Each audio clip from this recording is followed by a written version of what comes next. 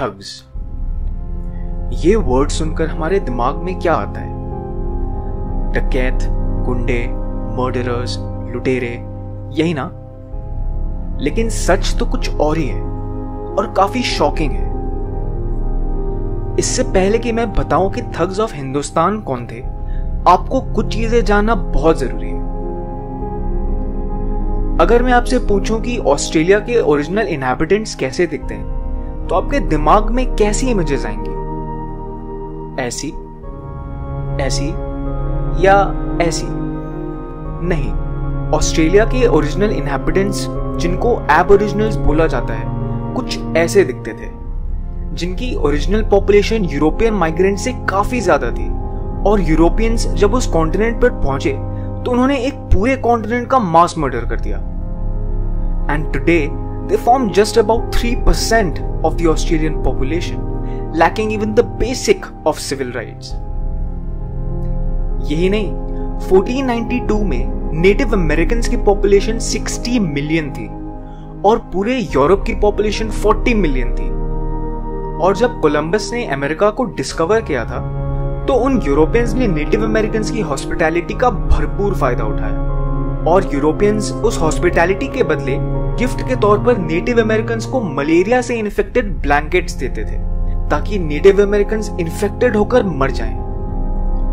और ये तरीका तो उन हजारों तरीकों में से सिर्फ एक था जिसे यूरोपियंस ने नेटिव अमेरिकन्स का मास मर्डर किया था।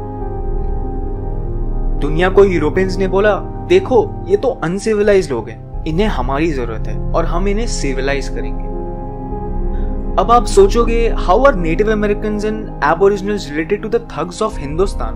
तो दोस्तों, थग्स ऑफ हिंदुस्तान कोई चोर, डाकू, डकैत या गुंडे नहीं थे। Thugs were a Kali worshipping tribe in India who lived in the jungles.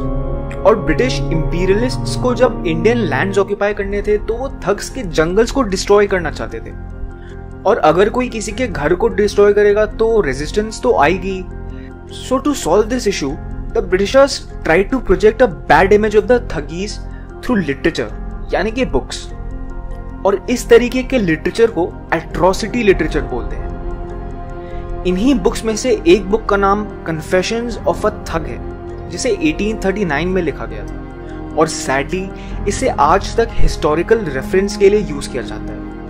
और तो और 1871 में ब्रिटिश पार्लियामेंट ने द क्रिमिनल ट्राइब्स एक्ट पास किया था, which made it lawful to perform mass murder against a list of Indian tribes who were labeled as criminals.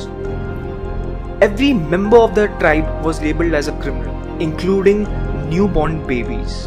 ऐसे ही 100-200 tribes का इसीलिए मास मर्डर किया गया क्योंकि वो अपने घर के डिस्ट्रक्शन के खिलाफ रेजिस्ट कर रहे थे और ब्रिटिशर्स के नजर में वो क्रिमिनल्स थे।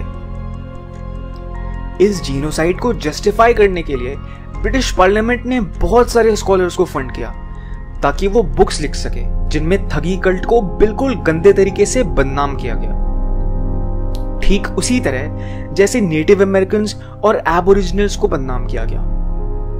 और आज वो शब्द ठग एक गाली बन चुकी है और इंग्लिश डिक्शनरी में इसका मतलब है अ वायलेंट पर्सन और अ क्रिमिनल। ये सब इंफॉर्मेशन जानना जरूरी क्यों है? क्योंकि दोस्तों, ये वेस्टर्न सिविलाइजेशन की शुरू से आदत है कि कहीं जाओ, उनके भोलेपन का फायदा उठाओ, उनका मास मर्डर करो और दुनिया को जस्टिफाई करने के लिए ये कहो कि भाई हमने तो अनसिविलाइज्ड लोगों को सिविलाइज कर दिया। यहाँ तक कि हमारे प्यारे इंडियन इंटेलेक्चुअल्स ये दिल से मानते हैं कि ब्रिटिशर्स ने आकर इंडिया को सिविलाइज ही किया। तो भाई, ब्रिटिशर्स के आने के पहले India was the richest country in the world, contributing about 27% of the world's economy. And after the Britishers left, India was divided into two parts, was one of the poorest countries in the world with just about 3% of the world's economy. इसको आप civilization कहते हो? क्या ये सब बातें आज के टाइम में relevant है? जी हाँ, इनफैक्ट ये बात आज के टाइम में और भी ज्यादा relevant हो गई है, क्योंकि आज तक वेस्टर्न इन्फ्लुएंसेस इंडिया को डिस्ट्रॉय करने में लगे हैं। India is the fastest growing economy in the world and is a new threat to the entire Western civilization. China से तो वो हार ही गए और अब इंडिया उनके लिए एक नई इकोनॉमिक थ्रेट है। ये वेस्टर्न फोर्सेस हजारों media houses, organisations, news outlets और फाउंडेशंस को फंड करते हैं, जिनका काम ही है कि वो इंडिया में नेगेटिविटी फैलाएं और लोगों की यूनिटी को तोड़ें। अगर इंडिया यूनाइट हो गई तो इंडिया को वापस सोने की चिड़िया बनने से कोई नहीं रोक सकता। इन सारे वेस्टर्न फोर्सेस का पर्दाफाश राजीव मल्होत्रा ने अपनी बुक में किया है, जिसका नाम है ब्रेकिंग इंडिया, जिसमें उन्होंने काफी डिटेल में बताया है कि कैसे एक्सटर्नल और इंटरनल फोर्सेस इंडिया को तोड़ने में लगे हैं और काफी ऐसी चीजों का पर्दाफाश किया है जो हम इंडियन से छुपाई गई है। दुख की बात यह है कि हम इंडियंस खुद को ही फॉरेन लेंस से देखते हैं, बिना ये जाने कि कैसे 1000 साल से हमसे धोखा किया गया, हमारे लोगों का मर्डर किया गया, हमें डिवाइड किया गया, हमारे ओरिजिनल एजुकेशन सिस्टम को उखाड़कर फेंक दिया गया, हमारे मॉन्यूमेंट्स को बर्बाद किया गया, हमारे नॉलेज को प्लेजराइज किया गया और हमारी हिस्ट्री को माइथोलॉजी बना दिया गया। If this video informed you and made you aware in any way, share it with people around you, because it's high time that the Indian youth rediscovers itself. And subscribe to FMF for more such content ahead.